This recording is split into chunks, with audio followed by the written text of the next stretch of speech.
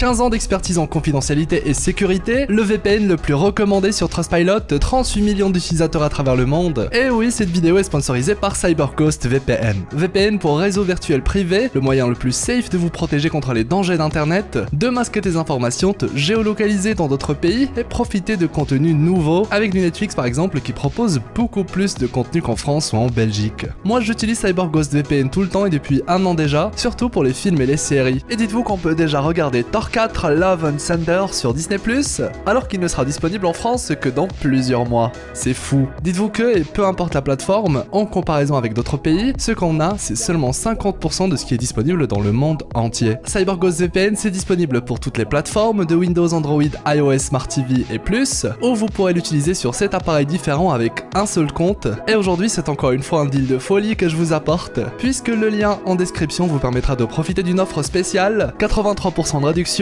2,03 € par mois, plus 4 mois offerts, et en plus, ça soutient mon travail. Bien sûr, comme d'hab, vous avez 45 jours pour demander un remboursement, même si vous allez voir que c'est super utile. Voilà.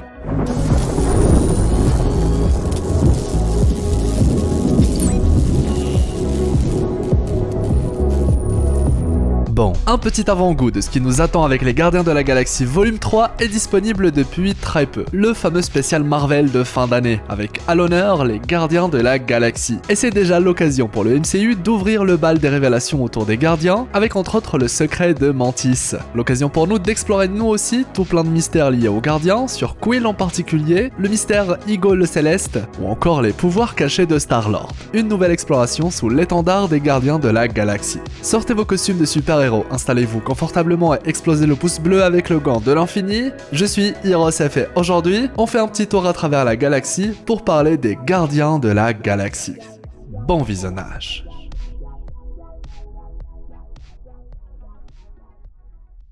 Parmi les nombreuses révélations qu'apporte le spécial Holiday Gardiens de la Galaxie, on a le rachat de Knowhere par les Gardiens. Rien que ça. Souvenez-vous, Knowhere c'était un astre connu pour son exploitation minière, qui dit-on serait la tête d'un céleste mort. Une sorte de petite planète où s'était également établi le collectionneur avant que Thanos détruise toute sa collection dans Avengers 3. On découvre d'ailleurs que c'était bel et bien le collectionneur qui possède Knowhere, un endroit qui désormais appartient aux Gardiens de la Galaxie après un rachat, et on imagine qu'il s'agit de leur nouveau QG.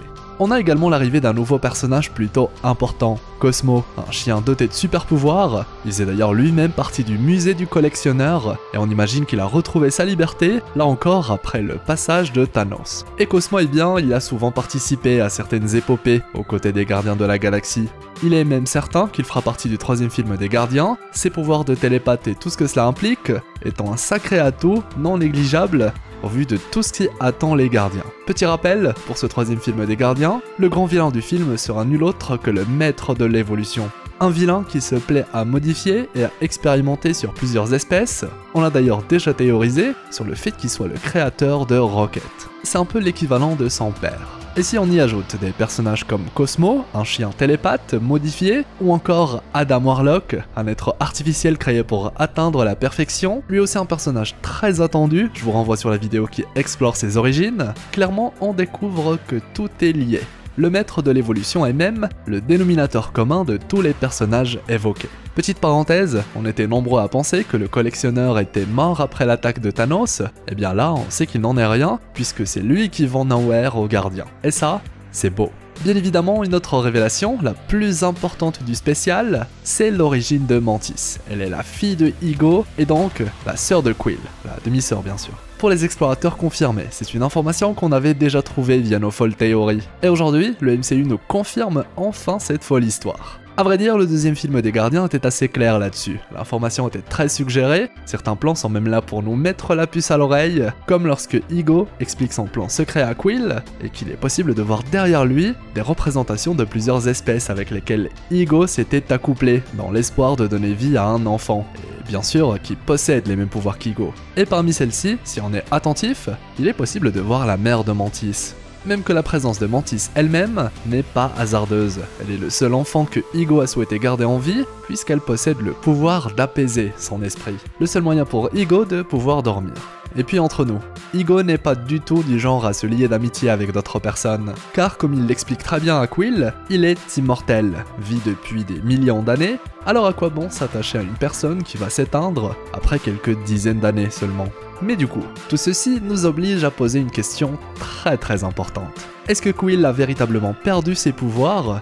Ou alors est-ce qu'il doit apprendre à les réutiliser? Car, et c'est là que les choses se compliquent, c'est bien via la lumière que Quill pouvait utiliser ses pouvoirs. Lumière qui est le nom avec lequel est appelée la source des pouvoirs de Igo, source qui est Igo lui-même. C'est un peu ce qui se rapproche du corps céleste de son père. En gros, c'était via ce dernier qu'il avait des pouvoirs, et seulement sur la planète Igo. Sauf que les choses sont en réalité beaucoup plus complexes. Car en effet, Quill possède des capacités surhumaines, même sans la présence de son père, même sans être sur la planète Igo.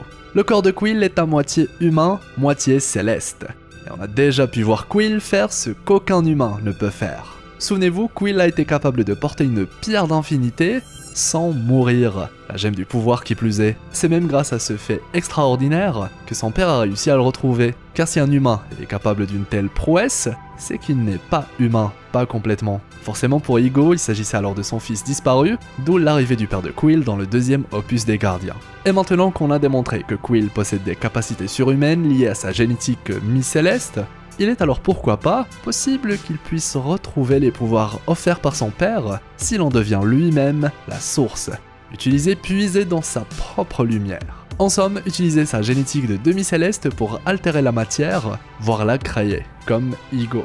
Qui sait, Quill pourrait même être immortel sans le savoir, même que son père suggérait l'immortalité de son fils. Autrement dit, Star-Lord pourrait être capable de vivre des milliers voire millions d'années, le temps de devenir à l'image de son père, une entité capable d'utiliser les pouvoirs d'un céleste. Car là aussi, Igo se présente comme un céleste, ce qui fait de notre Star-Lord, et ça me fait très bizarre de le dire, un demi-céleste, qu'on le veuille ou non. C'est peut-être via le maître de l'évolution qu'on va en découvrir plus sur l'héritage génétique de Quill, ou même sur ce qu'est vraiment le père de Quill, Igo, un être qui ne ressemble pas à un céleste, mais qui pourtant prétend en être un. Le cas du père de Quill est d'ailleurs très particulier, car entre son arrivée et aujourd'hui, on a pu découvrir ce à quoi ressemblent de vrais célestes. Toutefois, l'explication apportée par le film Eternals sur la création et l'origine des célestes nous aide en réalité à mieux comprendre ce qu'est Igo. Premièrement, pourquoi est-ce que Igo ne ressemble pas aux autres célestes aperçus dans Eternals, ou récemment dans Thor 4 ? Eh bien, cela pourrait avoir un lien avec la création même d'un céleste. On sait que ces derniers sont envoyés sur des planètes qui, une fois fourmies de vie, après des millions d'années, offrent à ce dit céleste le pouvoir d'éclore, de sortir de la planète la détruisant au passage, comme si c'était les êtres présents sur cette planète qui nourrissent le céleste qui se trouve en son centre, la fameuse émergence. Et tout ceci ne semble pas du tout convenir à la manière avec laquelle Igo s'est développé, pas entièrement, car il existe un élément secret qu'on ne connaît pas, une variable manquante dans l'histoire de la création des célestes. Que se passe-t-il si la planète sur laquelle a été envoyé un céleste n'abrite jamais la vie? Que se passe-t-il lorsqu'un céleste dans son état le plus primaire n'a jamais accès à l'énergie avec laquelle il pourra grandir, évoluer jusqu'à l'émergence? Qu'arrive-t-il lorsqu'un céleste a été envoyé sur une planète qui n'existe pas, ou plus? Et oui, d'une manière ou d'une autre, Igo, céleste dans sa forme la plus primaire, le fameux cerveau qu'on voit dans Les Gardiens 2, ne semble avoir jamais eu accès à une planète, ou à son énergie. Résultat, il a dû se créer lui-même un semblant de planète, d'où le fait qu'il est devenu une planète vivante après des millions voire milliards d'années d'existence. Il commence par créer de la matière, la modifier, créer un corps, mais sans jamais pouvoir quitter l'endroit dans lequel il a été placé initialement, car il n'a tout simplement jamais évolué au stade d'un vrai céleste. Il peut certes envoyer un hôte, qui possède une partie de ses pouvoirs, mais le vrai Igo, qui est devenu une planète, sera toujours au même endroit. Loin, très loin d'être un véritable céleste mature, il possède toutefois une partie faible des pouvoirs d'un céleste, puisqu'il peut modeler la matière à souhait, même si à petite échelle, à l'image d'un véritable céleste, mais qui dans son état le plus avancé, est capable de créer des galaxies, comme Arishem, pour ne citer que lui.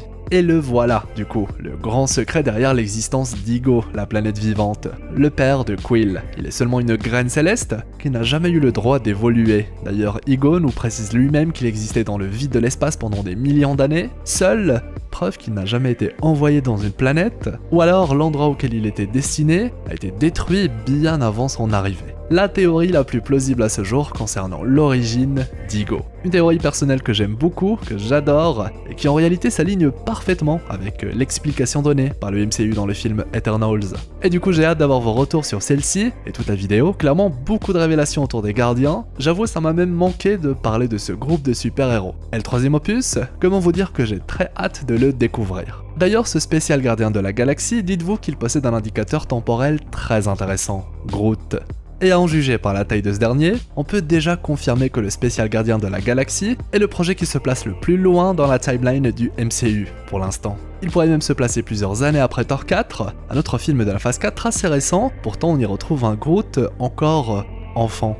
Alors que là, on a possiblement droit à une version adolescente voire jeune adulte, parfaite pour un gardien de la galaxie volume 3. Ah oui, j'ai failli oublier, l'intrigue des gardiens est depuis le début très liée aux Célestes, comme si on allait avoir droit à une grande révélation avec le troisième film, je veux dire le père de Quill dit être un Céleste, Quill est un demi-Céleste, les gardiens viennent d'acheter Nowhere, littéralement une tête de Céleste mort, qui a été capable de tuer ce Céleste, bref je trouve tout ceci assez louche, et j'ai hâte de continuer à explorer cette partie du lore du Marvel Cinematic Universe. L'espace commentaire est là, si vous souhaitez me donner un retour autour de tout ceci, je suis également très curieux de connaître votre membre des gardiens de la galaxie préféré, et je compte sur vous pour le pouce en l'air, le fameux pouce bleu avec le gant de l'infini, c'est le meilleur moyen de soutenir mon travail, il semblerait même qu'on puisse ressentir le pouvoir d'un Céleste lorsqu'on clique dessus. Abonnez-vous si ce n'est toujours pas fait, un clic pour faire partie de notre belle communauté d'explorateurs, avec la petite cloche pour être notifié à chaque publication. Vous trouverez en description le lien pour télécharger CyberGhost VPN, moins 83% de réduction, 4 mois offerts, soit 2,03€ par mois. À ne surtout pas rater. Vous avez aussi les annotations de fin si vous souhaitez continuer à explorer en ma compagnie.